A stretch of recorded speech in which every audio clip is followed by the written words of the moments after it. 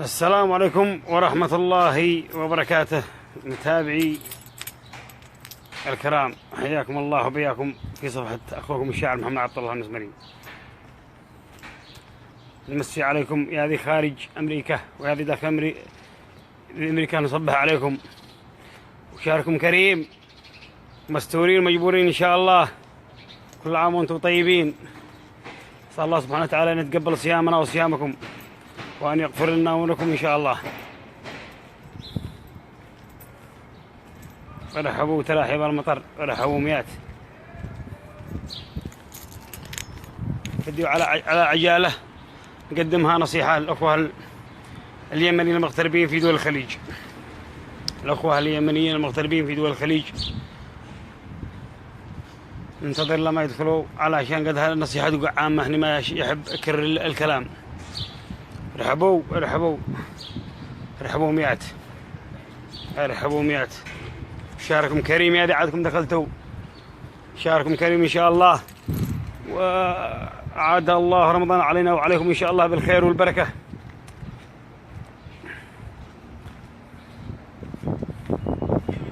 المهم نقول لكم ما بسبب الأزمة اللي حاصلة في دول الخليج، الأخوة اليمين المغتربين في دول الخليج اشتغلوا وطبوا الله وخلوها بالنور، صلوا على رسول الله. لا أدخلكم في قطر ولا أدخلكم بالسعودية ولا أدخلكم بالإمارات. اشتغلوا وطبوا الله، كل واحد يجمع له قرشين ويروح يسافر في يعني يسافر يشوف أهله. وصلاتي وسلامي على رسول الله. خلوها تمطر خناجر، قدم حكومات ودول وبينهم دبلوماسية وبينهم سفارات وبينهم بلاوي ومصايب. يسدوا أنتم الأخوة اليمنيين، كل واحد يشتغل له. وبعد هذه نصيحة محب، أنا صح إني هاجم دول الخليج وأتكلم عليهم وكذا يعني وأنتقد، لكن أنا نصيحة لكم أنتم.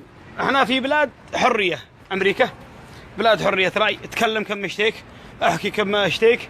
يعني انتقد حتى ترامب يطلع يعني سحب له ما يقول لك شيء. أنت لك حرية الكلمة. أنا في أمريكا أنت لك حرية الكلمة، أنت إنسان لك قيمتك لك ثمنك في أمريكا. لكن أنتم في دول الخليج والله لا يشحروا لأهلك، ولا يشحروا كم معك أولاد، ولا كم معك يعني بنات، ولا أنك يتيم، ولا أنك فقير، ولا أنك جيت من بلادك، ولا أنك عاوز، ولا شيء. عايز سحب لك سحب ويدخلوك السجن، يدربوك 15 سنوات ما هم داروا وين أنت. وش حول لنا ذيهم مغتربين وذيهم يعني مساجين لهم يعني عدة سنوات. فنصيحة للأخوة اليمنيين المغتربين في السعودية وفي قطر وفي الإمارات وفي البحرين في أي مكان، ذي هو مع الأخوان المسلمين يقع أخواني ويشتغلوا طب الله وسكته. ذي هو معاه يعني ضد الأخوان يشتغلوا طب الله وسكته. ذي هو معاه يعني قطر وهو بالسعودية سكته. أجل منشورة بالفيسبوك بيراقبوكم وعليكم مراقبات. بعض الأخوة يقول يعني كلام فاضي، خلوا كلام فاضي. اللهم أني أنا أنصح، أنا بالنسبة للأخوة المغتربين أنا ماشي أحب أشبهها ولا أجيب لهم مشاكل ولا يعني نزيد الطين بالله.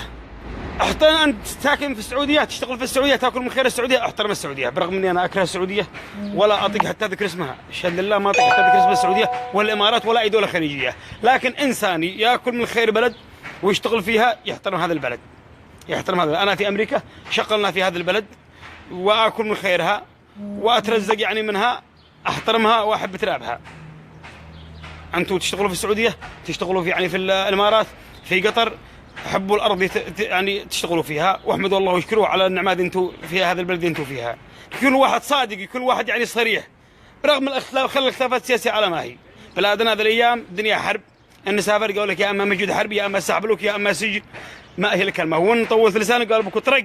هذا بلادنا.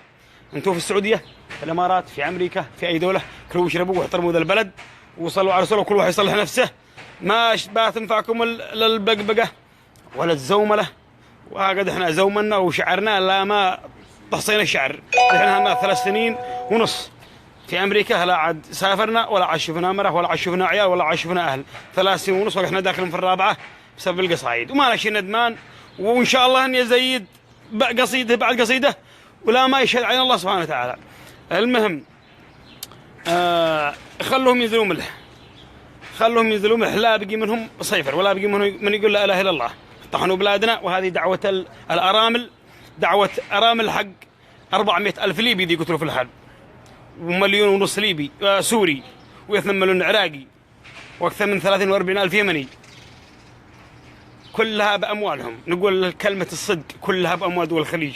والله الذي لا اله الا هو وانا صايم، ما رملت النساء ولا يتمت الاطفال ولا سفكت الدماء الا باموال دول الخليج.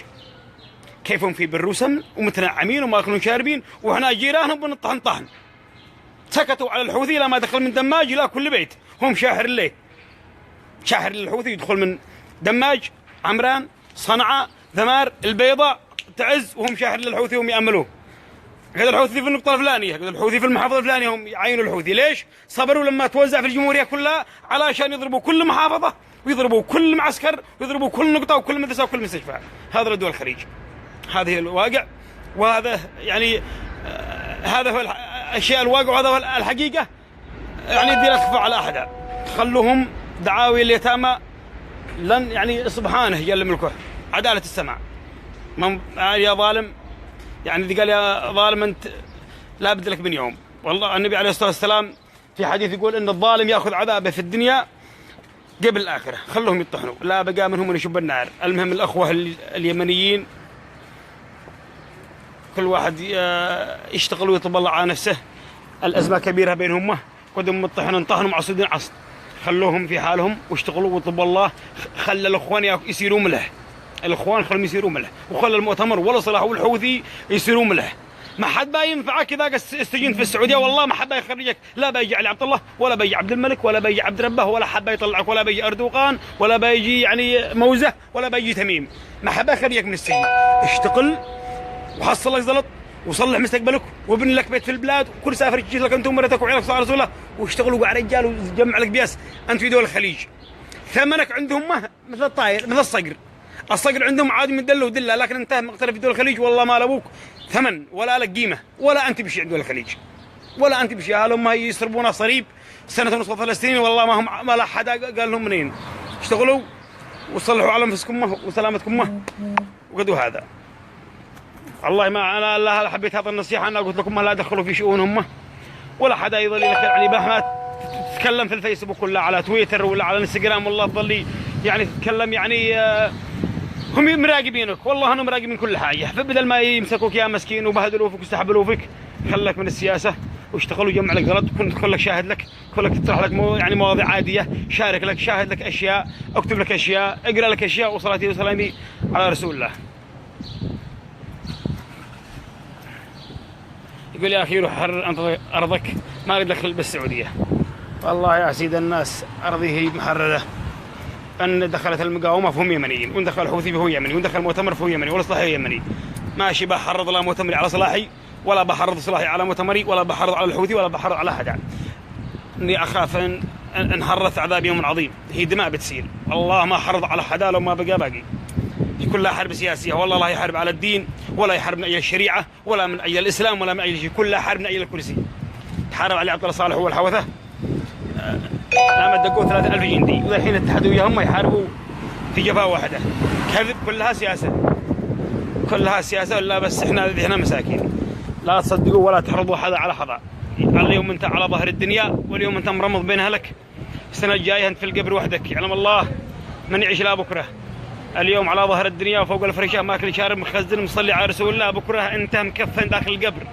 يسألك الواحد الأحد من حرض دماء من سفكت بسبب كلامك، بسبب تحريضك، بسبب تطبيلك، بسبب وقوفك مع الظالم ذا، مع الظالم ذا، مع الحزب ذا، مع الفلان ذا. ما حد ينفعك. حاسب والله الذي لا اله الا هو وانا صايم.